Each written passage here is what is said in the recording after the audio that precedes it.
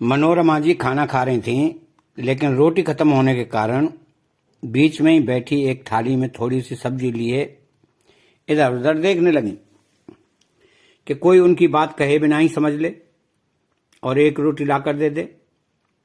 पास में बैठा छोटा बेटा सुमित उनकी बात समझ गया था, मगर फिर भी खामोश रहा, क्योंकि घर में किसी की भी इतनी हिम्मत नहीं थी कि बड़ी बहू के होते हुए खुद से कोई खाना ले ले। थोड़ी देर बैठे रहने के बाद मनोरमा जी ने ही हिम्मत जुटाते हुए कहा, सुनीता बहू, 2 रोटी से पेट नहीं भरा, जरा एक रोटी और दे दो। इतना सुनते ही सुनीता कठोर आवाज में बोली, बस बस माँ जी, आपकी तबीयत पहले ही खराब रहती है, 2 रोटी आपके लिए कम नहीं है, जो खा लिया बस वही बहुत है। तो मनोरमा जी पास बैठे अपने बड़े बेटे संजय की तरफ उम्मीद भरी नजरों से देखने लगी कि शायद वो कुछ बोलेगा, मगर संजय तो इस तरह खाने पर झुका हुआ था जैसे उसने कोई बात सुनी ही न हो। ये देख मनोरमा जी कुछ नहीं बोली, हाथ पहुंचकर उठने लगी, लेकिन तभी छोटे बेटे सुमित ने अपनी भाभी से कहा कि भाभी, जब माँ सारा सारा दिन घर के काम करती है तब तो आपको उनकी तबीयत का जरा भी एहसास नहीं होता। आपको पता भी है अगर माँ भूखी रह जाएगी तो फिर रात भर उन्हें नींद नहीं आएगी, इसलिए आप उन्हें एक रोटी और दे दीजिए। इतना सुनते ही सुनीता ने चिल्लाते हुए कहा, तुम ज्यादा माँ के सगे मत बनो। इस घर में जो कुछ हो रहा है वो मेरी आंखों से छुपा नहीं है। तुम दोनों माँ बेटे मुफ्त की रोटियां तोड़ते रहते हो, तुम्हारा भाई कितनी मेहनत करता है उसका तो कुछ तुम्हें एहसास ही नहीं है।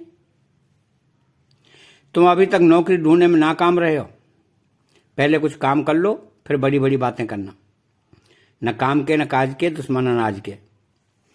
भाभी की बातें सुनकर सुमित को बुरा तो लगा, बहुत बुरा लगा, लेकिन फिर भी खामोशी रहा।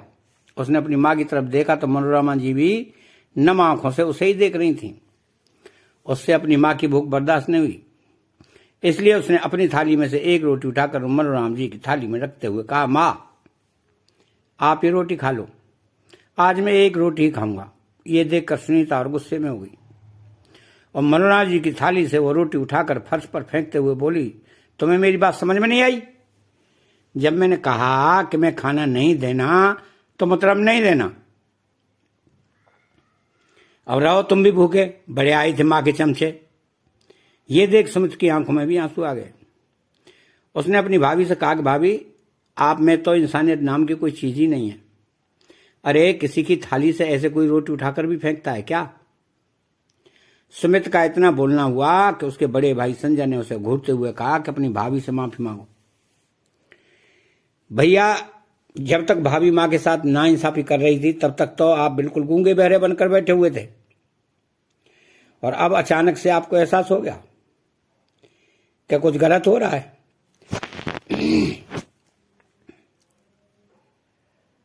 आप कितने जोरू के गुलाम हो गए हो, आपको अपनी माँ का कुछ ख्याल ही नहीं है। सुमित का इतना कहना था कि संजय ने उठकर एक जोरदार तमाचा सुमित के गाल पर छड़ दिया और बोला, मैंने बहुत सह लिया तुम्हारी बदतमीजी, अब तुम्हारे लिए यही बेहतर है कि यहां से निकल जाओ, नहीं तो मुझसे बुरा कोई नहीं होगा। हाँ सही कहा भैया, आपसे बुरा तो कोई हो ही नहीं सकता। जो चुपचाप बैठा बैठा अपनी माँ का अपमान होते हुए देख रहा हो, उससे बुरा इंसान और क्या हो सकता है। इतना सुनते ही संजय ने सुमित के गाल पर एक थप्पड़ और जड़ दिया और उसे धक्के मारकर घर से बाहर निकाल दिया। सुमित सन्न खड़ा रह गया, उसे इन सब की उम्मीद बिल्कुल भी नहीं थी। मनोरमा जी भी चुपचाप खड़ी रही और देखती नहीं। उसने हिम्मत करते हुए कहा, संजय बेटा, तुम्हें क्या हो गया है? तुम अपने भाई को यूं घर से नहीं निकाल सकते। ये घर उसका भी है, तुम दोनों का बराबर हिस्सा है इस घर में। तो संजय ने गुस्से से कहा, माँ, अगर आपको अपने बेटे की इतनी चिंता है तो आप भी इसके साथ ही चले जाओ। कहते हुए संजय ने अपनी माँ को भी धक्का देकर घर से बाहर निकाल दिया। अब तो सुमित के लिए और मुश्किल हो गया था। उसे अपनी बिल्कुल भी परवाह नहीं थी।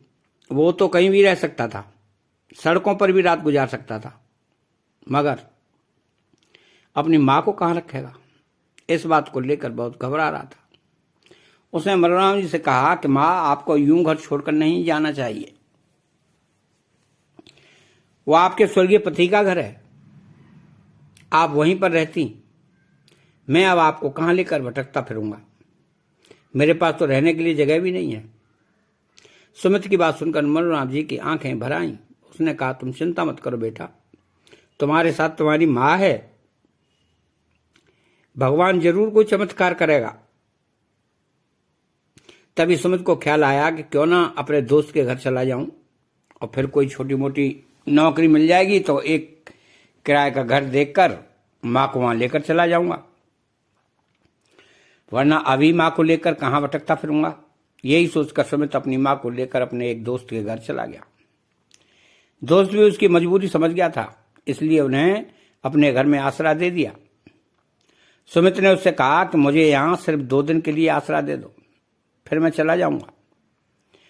कोई बात नहीं सुमित, मैं तेरा दोस्त हूं, तो मां जी के साथ आए हो, जब तक चाहे यहां रह सकते हो। सुमित समझ रहा था कि उसके दोस्त ने उसे रहने के लिए जो बोल दिया है, लेकिन वो भी उनकी तरह गरीबी में जी रहा था, इसलिए उनका खर्चा ज्यादा दिन तक नहीं उठा पाएगा।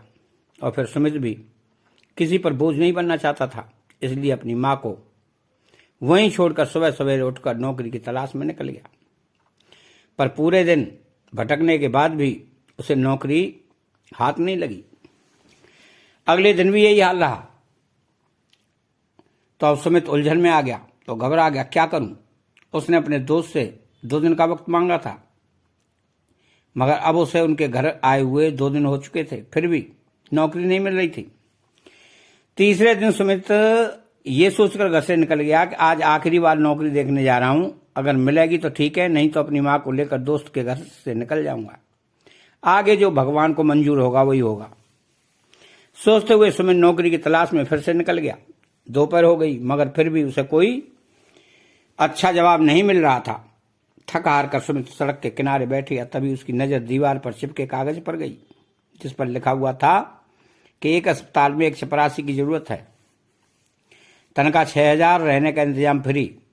ये पढ़कर सुमित की आंखों में आंसू आ गए। उसने खुद से कहा, सुमित, ये नौकरी तुम्हारे लिए नहीं है, तुमने तो MBA किया हुआ है, तो क्या अब तो एक चपरासी की नौकरी करेगा।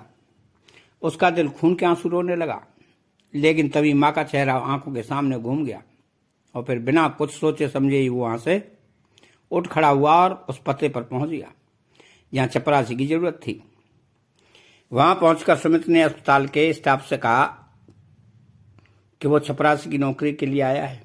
तो सब लोग हैरानी से उसकी तरफ देखने लगे, क्योंकि सकल सूरत से सुमित अच्छे घर का लग रहा था, पर उन्होंने कुछ नहीं कहा और उसे इंटरव्यू के लिए डॉक्टर के पास भेज दिया। जब डॉक्टर ने सुमित की फाइल देखी तो वो भी हैरान रह गया और कहने लगा कि तुमने तो MBA किया हुआ है और तुम एक चपरासी की नौकरी करना चाहते हो। ये नौकरी तो उन लोगों के लिए है जो अनपढ़ होते हैं और अपनी मेहनत से रोजी रोटी कमाना चाहते हैं। मुझे बताओ कि तुम ये काम क्यों करना चाहते हो। ये सुनकर सुमित की आंखों में आंसू आ गए। उसने कहा, मैं बहुत ज्यादा मजबूर हूं, बहुत सी जगह पर इंटरव्यू देने गया, मगर कुछ भी हाथ नहीं आया। मुझे इस समय नौकरी की सख्त जरूरत है, फिर भले ही वो एक चपरासी की क्यों न हो। उसकी मजबूरी समझकर डॉक्टर ने भी उसे चपरासी की नौकरी दे दी और अस्पताल के पीछे बने फ्लैट में से एक फ्लैट भी उसे रहने के लिए दे दिया। सुमित को समझ नहीं आ रहा था कि ये उसके लिए खुशी का मौका है या फिर उदासी का। खैर, जो भी था, वो घर गया और अपने दोस्त का शुक्रिया अदा करते हुए बोला, तुमने इस मुश्किल समय में मेरा साथ दिया और मुझे अपने घर में रहने की जगह दी, इसलिए आपका बहुत बहुत धन्यवाद।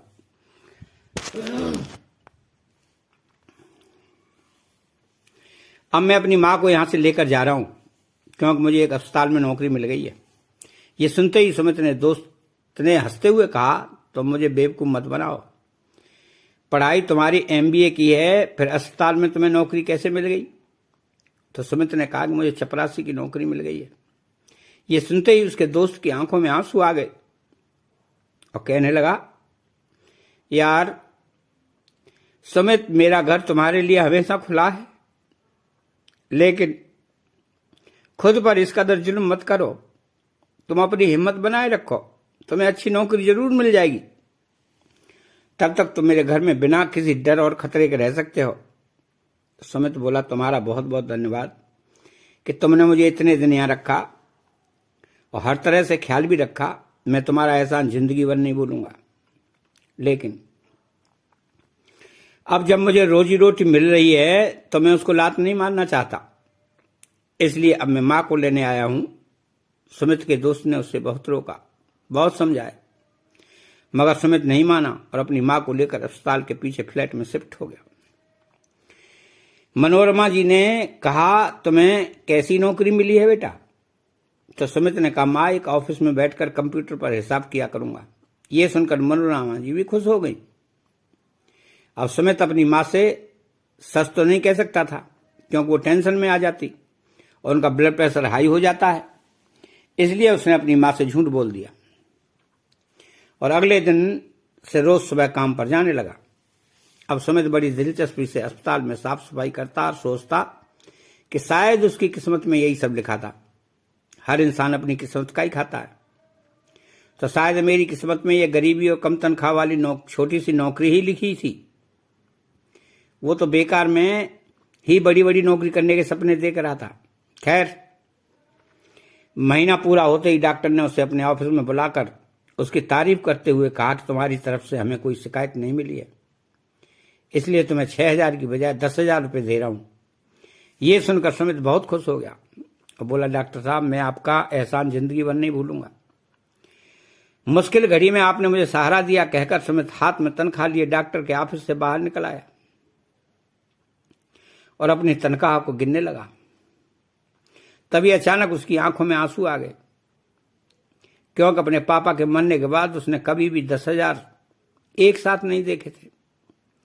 वो तो 500 के नोटों को देखने के लिए भी तरस कर रह गया था। वो बस बार बार उन पैसों को गिने जा रहा था और सोच रहा था कि सबसे पहले वो घर में राशन लेकर जाएगा, क्योंकि खाने पीने की बहुत दिक्कत हो रही थी। अब तो अपनी मां को अच्छा खाना खिलाना चाहता था। लेकिन जैसे ही वो पैसे अपनी जेब में डालने लगा, तभी अचानक उसके सामने एक औरत आकर खड़ी हो गई। उसने दोनों हाथ सुमित के सामने जोड़ दिए और रोते हुए बोली, भगवान के लिए मेरी मदद कर दो बेटा, मेरे बेटे का एक्सीडेंट हो गया है। उसके ऑपरेशन के लिए मुझे पैसों की जरूरत है और मेरे पास कुछ भी नहीं है। मेरे हाथ खाली हैं। अगर मैं ये कहूं कि भगवान के अलावा कोई मेरे बच्चे की जिंदगी बचा सकता है तो वो पैसे ही है। बिना पैसों के मेरा बेटा बच नहीं सकता। उस औरत के चेहरे पर इस कदर बेबसी देखकर सुमित का दिल बैठ गया। उसने बिना कुछ सोचे समझे ही वो 10,000 रुपये उस औरत के हाथ में रख दिए और बोला, मैं भगवान से प्रार्थना करूंगा कि वो आपके बच्चे को बचा ले। तो वो औरत सुमित को आशीर्वाद देती हुई आगे बढ़ गई और किसी दूसरे इंसान के सामने हाथ जोड़कर अपने बच्चे के लिए पैसे मांगने लगी। लेकिन उस आदमी ने उसे धुतकार कर भगा दिया। उस पल सुमित के दिल में आया कि काश मेरे पास इतना पैसा होता कि मैं उस औरत की मदद कर देता। फिर उसके दिमाग में आया कि क्यों ना डॉक्टर से बात की जाए। वह दौड़कर डॉक्टर के पास गया और हाथ जोड़कर बोला, सर, मेरी हर महीने की तनख्वाह में से आप काट लेना, लेकिन उस औरत के बच्चे को बचा लीजिए। तो डॉक्टर ने कहा, क्या लगती है वो औरत तुम्हारी रिश्तेदारी में है क्या? नहीं साहब, वो मेरी कोई रिश्तेदारी में नहीं है, लेकिन मैं उसको अपने बच्चे के लिए इस तरह तड़पते हुए नहीं देख सकता। ये सुनकर डॉक्टर की आंखें भी नम हो गई। उसने कहा कि खुद के पास खाने के लिए खाना नहीं है और दूसरों की मदद करना चाहता है। सर, हम किसी की मदद करेंगे तो हमारी मदद ऊपर वाला करेगा, इसलिए सर आप मेरी तनख्वाह काट कर उस बच्चे को बचा लीजिए। तो डॉक्टर ने भी हमें सिर हिला दिया और तुरंत बच्चे का इलाज शुरू कर दिया। ये देख सुमित को बहुत खुशी मिली। वो दौड़कर उस औरत के पास गया और बोला, चिंता मत करो, डॉक्टर साहब ने आपके बच्चे का इलाज शुरू कर दिया है। लेकिन मैंने तो पैसे भी जमा नहीं करवाए, फिर इलाज कैसे शुरू हो गया? उस औरत ने रोते हुए कहा। तो सुमित बोला, मैंने डॉक्टर साहब से बात की है, वो आपके बच्चे का इलाज शुरू करने के लिए तैयार हो गए हैं। इतना सुनते ही वो औरत सुमित के पैरों में गिरकर रोने लगी। भगवान तुम्हें इसके बदले बहुत बड़ा फल देगा, भगवान करे कि तुम करोड़पति बन जाओ। उस औरत की दुआ सुनकर सुमित हंसने लगा और आगे बढ़ते हुए सोचने लगा कि करोड़पति बनना तो बहुत दूर की बात है, अब तो उसे 2 वक्त की ढंग की रोटी भी खाना भी उसके नसीब में नहीं लग रहा, क्योंकि आज उसे जो तनख्वाह मिली थी वो भी उसने उस औरत को दे दी और अगले 5-7 महीने तक मिलने वाली तनख्वाह के लिए भी उसने डॉक्टर को मना कर दिया। ये सब सोचते हुए सुमित घर गया तो मनोरमा जी उसी के इंतजार में बैठी हुई थी और कहने लगी, बेटा क्या लेकर आए हो? तो सुमित की नजरें शर्म से झुक गईं, मगर उसने मां को झूठी तसल्ली देते हुए कहा, मां मुझे तनख्वाह आज नहीं मिली, कल मिल जाएगी, आप परेशान ना हो। तो मनोरमा जी ने उसकी तरफ देखा और सूखी रोटी अचार के साथ खाने लगी। ये देख उसका दिल टूट गया, मगर वो भी क्या कर सकता था, वो खाना खाए बिना ही बिस्तर पर लेट गया। तो मनोरमा जी ने कहा, बेटा चिंता न करो, भगवान हमें बहुत कुछ देगा, तुम खाना तो खा लो। तो सुमित ने कहा, मां मुझे झूठी तसल्ली ना दिया करो, भगवान हमें कुछ नहीं देगा, हम दोनों यूं ही जिंदगी गुजार देंगे। नहीं बेटा ऐसे नहीं कहते, भगवान के घर देर है अंधेर नहीं। वो बातें कर ही रहे थे कि तभी घर के दरवाजे पर किसी की दस्तक हुई और सुमित ने जाकर दरवाजा खोला तो सामने 2 आदमी खड़े थे। सुमित ने कहा, आप कौन लोग हैं? मैं आपको नहीं जानता। तो उनमें से एक आदमी ने कहा, चिंता ना करो, आप हमें नहीं जानते मगर हम आपको बहुत अच्छे तरीके से जानते हैं। कहते हुए उसने सुमित को एक चाबी और कुछ कागज हाथ पर रख दिए और बोला, ये आपके लिए एक सरप्राइज है, आप घर जाकर आराम से बैठकर इस खत को पढ़ना। यह कहकर वो लोग वहां से चले गए। सुमित भी ये सब देखकर हैरान था। वो घर के अंदर आया तो मनोरमा जी ने कहा कि बेटा कौन था दरवाजे पर और आपके हाथ में ये क्या है? तो सुमित ने चिंतित स्वर में कहा कि पता नहीं मां, 2 अनजान आदमी मुझे ये पेपर देकर गए हैं और बोल रहे थे कि तुम्हारे लिए एक बड़ा सरप्राइज है। मुझे खुद इस बात का नहीं पता कि इसमें क्या लिखा है, अभी देखता हूं। कहते हुए सुमित ने वो कागज खोला और पढ़ने लगा। तो उसमें लिखा था कि मिस्टर सुमित, मैंने आज तुम्हें सिटी हॉस्पिटल में देखा था, तुम वहां एक चपरासी की नौकरी कर रहे हो, मगर तुमने आज तनख्वाह मिलते ही एक गरीब औरत की मदद कर दी और फिर डॉक्टर के सामने गिड़गिड़ाकर उस औरत की मदद के लिए हाथ फैलाए। जब मैंने ये सब कुछ देखा तो मैं बहुत ही प्रभावित हुआ। मैंने सोचा कि तुम्हारे बारे में जानकारी हासिल करनी चाहिए। जब मैंने डॉक्टर से पूछा तो मुझे पता चला कि तुम एक पढ़े लिखे नौजवान हो, मगर तुम्हारे भाई ने तुम्हें घर से निकाल दिया है और इसीलिए तुम एक चपरासी की हैसियत से नौकरी कर रहे हो। कल शाम तुम इस पते पर पहुंच जाना, तुम्हारे लिए एक बहुत बड़ा सरप्राइज है और तभी तुम्हें पता चलेगा कि ये चाबियां किस चीज की हैं। खत पढ़ते ही सुमित गहरी सोच में डूब गया कि उसको इस तरह से बुलाने वाला कौन हो सकता है। उसे डर भी लग रहा था क्योंकि आजकल तो फ्रॉड बहुत ही आम हो चुका था। तभी मनोरमा जी कहने लगी, सुमित खत में ऐसा क्या लिखा है कि तुम उसे पढ़कर एकदम परेशान हो गए हो? तो सुमित ने उन्हें सारी बातें बताई, जिसे सुनकर मनोरमा जी भी घबरा गई और कहने लगी, नहीं नहीं बेटा, तुम्हें कोई जरूरत नहीं है किसी भी जगह पर जाने की, चुपचाप अपनी नौकरी करते रहो। फिर अपने बेटे के सिर पर हाथ रखते हुए बोली, अच्छा तो आज तुम्हें तनख्वाह मिल गई थी लेकिन तुमने वो एक औरत को दे दी। ये सुनते ही सुमित को लगा कि मां भी डांटेगी मगर मनोरमा जी ने उसका माथा सहलाते हुए कहा, मुझे अपने बेटे पर गर्व है। आज तुमने सचमुच मुझे दिल से खुश कर दिया। मैं हमेशा यही समझती थी कि शायद मेरी परवरिश में ही कोई कमी रह गई थी, जो तुम्हारे भाई ने हमारे साथ इतना घटिया व्यवहार किया। मगर आज मुझे इस बात की तसल्ली हो गई कि मेरी परवरिश में कोई कमी नहीं थी। ये तो संजय और उसकी पत्नी सुनीता की नीयत ही ऐसी थी। भगवान का शुक्र है कि मेरा एक बेटा तो गरीब लोगों की मदद करना जानता है। अपनी मां की बातें सुनकर अमित भी मुस्कुराकर सो गया और अगले दिन सुबह उठकर अपने काम पर चला गया। उसका इरादा नहीं था कि वो उस पते पर जाए, क्योंकि सुमित को डर लग रहा था कि अगर उन लोगों ने उसके साथ कुछ गलत किया तो उसकी मां का क्या होगा। वो अस्पताल में सफाई कर रहा था, मगर उसका ध्यान तो बार बार उस खत की तरफ ही जा रहा था। सोचने लगा, क्या पता मैं वहां जाऊं तो मुझे सच में कोई बड़ा सरप्राइज मिल जाए। जरूरी तो नहीं कि हर किसी के साथ धोखा ही हो। ये सोचकर वो अस्पताल की साफ सफाई कर बड़ी हिम्मत करके उस पते पर पहुंच गया। वहां जाकर देखा तो वहां एक बहुत ही बड़ा रेस्टोरेंट था। वो अंदर जाने लगा तो एक आदमी ने उसे रोकते हुए कहा कि आप कौन हैं, आपका क्या नाम है। जी मेरा नाम सुमित है। अच्छा, वही सिटी हॉस्पिटल वाले हैं आप। तो सुमित ने भी जल्दी से हाँ में सिर हिला दिया। तो उसने कहा, ठीक है सर, आपका इंतजार कर रहे हैं। ये सुन सुमित जल्दी से अंदर चला गया। अंदर जाते ही सामने कुर्सी पर बैठे एक आदमी ने कहा, लगता है तुम मुझे नहीं जानते हो, इसलिए मैं अपना परिचय करवा देता हूं। मेरा नाम मुकेश शर्मा है। मैं इस रेस्टोरेंट का मालिक हूं, मगर अब मैं ये रेस्टोरेंट तुम्हारे नाम करना चाहता हूं। ये सुनकर सुमित हैरान रह गया और बोला, आप मेरे साथ ये कैसा मजाक कर रहे हैं। तो उसने कहा, मैं तुम्हारे साथ कोई मजाक नहीं कर रहा। तुम बहुत अच्छे लगे। तुम्हारा इस कदर लोगों की मदद करना मुझे भा गया, इसलिए मैं तुम्हें अपना सब कुछ देना चाहता हूं। तो सुमित भी हक्का बक्का रह गया और बोला, आपकी क्या वजह है।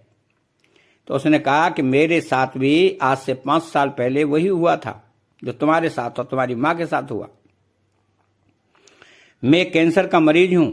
मैं अपने 2 बेटों और 1 बेटी के साथ रहता था, लेकिन मेरे दोनों बेटों ने मेरी जिम्मेदारी स्वीकार करने से मना कर दिया और हम दोनों बाप बेटी को घर से निकाल दिया। लेकिन बेटा, अब मैं अपनी पुरानी गाथा सुनाकर आपका समय बर्बाद नहीं करना चाहता, इसलिए आपसे इतना ही कहना चाहता हूं कि मेरा ये रेस्टोरेंट किसी एक ऐसे इंसान के हाथ में जाए जो दूसरों की मदद करता हो। मैंने तुम्हें अस्पताल में देखा था, तुमने उस औरत की कैसे मदद की थी। मैंने तुम्हारे बारे में डॉक्टर से पता किया तो उसने तुम्हारी तारीफ करते हुए कहा था कि तुम बहुत ही नेक दिल इंसान हो, खुद भूखे रहकर भी दूसरों की मदद करना जानते हो। इसलिए मैं अपनी प्रॉपर्टी तुम्हारे नाम करना चाहता हूं। उम्मीद करता हूं कि तुम लोगों के साथ भला करते रहोगे। बस मेरी तुमसे एक छोटी सी विनती है कि मेरी बेटी का हाथ थाम लो और उससे शादी कर लो। मेरी एक ही बेटी है, मैं उसे उसके भाइयों के हवाले छोड़कर नहीं जा सकता। वो बहुत ही मासूम है। उसके भाई और भाभी उसकी जिंदगी नरक बना देंगे और पता नहीं उसकी शादी कहां कर देंगे।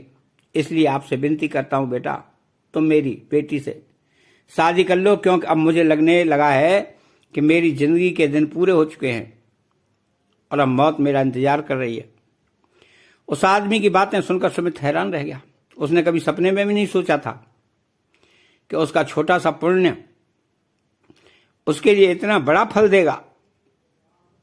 उसने सोचा इसीलिए हमें गरीबों की मदद करनी देनी चाहिए, क्योंकि क्या पता भगवान किस रूप में आकर हमारी मदद कर दे। उसने तो बस थोड़ी सी मदद की थी और भगवान ने उसे 1 करोड़ की प्रॉपर्टी का मालिक बना दिया। ये देख सुमित की आंखें नम हो गईं। तभी सामने बैठे मुकेश शर्मा ने कहा, क्या हुआ बेटा, क्या सोचने लगे। कुछ नहीं अंकल जी, मुझे आपकी बात मंजूर है, सुमित ने अपने आंसू पोंछते हुए कहा और भगवान का धन्यवाद किया। उसे आज पता चला कि ये सच है कि दूसरों की मदद करने से दिल को भी सुकून मिलता है और भगवान भी खुश होते हैं। वो खुशी खुशी वहां से चल दिया और जाकर अपनी माँ को सारी बातें बताई। तो मनोरमा जी की खुशी का भी ठिकाना नहीं रहा, क्योंकि एक साथ दो खुशी मिल रही थी, बेटे की नौकरी भी और शादी भी। कुछ दिनों बाद मुकेश जी ने सुमित की शादी अपनी बेटी प्रिया के साथ करवा दी और अपना फ्लैट भी सुमित के नाम कर दिया। तो अब सुमित भी अपनी माँ को लेकर उनके पास ही आ गया और चारों लोग एक साथ एक ही घर में रहने लगे। समय अपनी गति से चलता रहा। धीरे धीरे सुमित उस रेस्टोरेंट को संभालने के काबिल हो चुका था। जब वो बॉस की सीट पर बैठा तो ये देखकर हैरान रह गया कि मैनेजर की लाइन में उसका भाई संजय भी खड़ा था। संजय भी सुमित को बॉस की सीट पर बैठा देखकर हैरान था। कुछ देर बाद जब सुमित अपने ऑफिस में गया तो उसका भाई भी उसके पीछे पीछे आ गया और बोला, सुमित ये सब कैसे हुआ? तो सुमित ने कहा कि मैं आपका बॉस हूं, इसलिए मुझे सुमित कहने की जरूरत नहीं है। यह सुनकर संजय का मुंह लटक गया और कहने लगा, मैं तुम्हारा बड़ा भाई हूं, इसलिए पुरानी बातों को भुला दो और दोनों भाई साथ मिलकर तरक्की करेंगे। तो सुमित ने गुस्से से कहा कि आज मुझे बॉस की सीट पर देखकर तरक्की की बात कर रहे हो, वरना मुझे धक्का मारकर घर से निकाल दिया था। लेकिन ये तो समय समय की बात है। उस दिन तुम्हारा समय था, आज मेरा समय है, पर मैं तुम्हें धक्के मारकर यहां से नहीं निकालूंगा। इसलिए यहां नौकरी करना चाहते हो तो चुपचाप मेरे ऑफिस से चले जाओ। उसकी बातें सुनकर संजय घबरा गया और चुपचाप वहां से चला गया।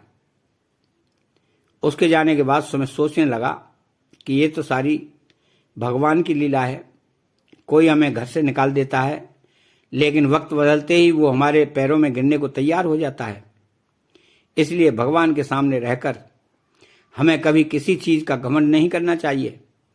तो दोस्तों, आपको ये कहानी कैसी लगी कमेंट करके जरूर बताएं, और कहानी अच्छी लगी हो तो प्लीज वीडियो को लाइक करें, सब्सक्राइब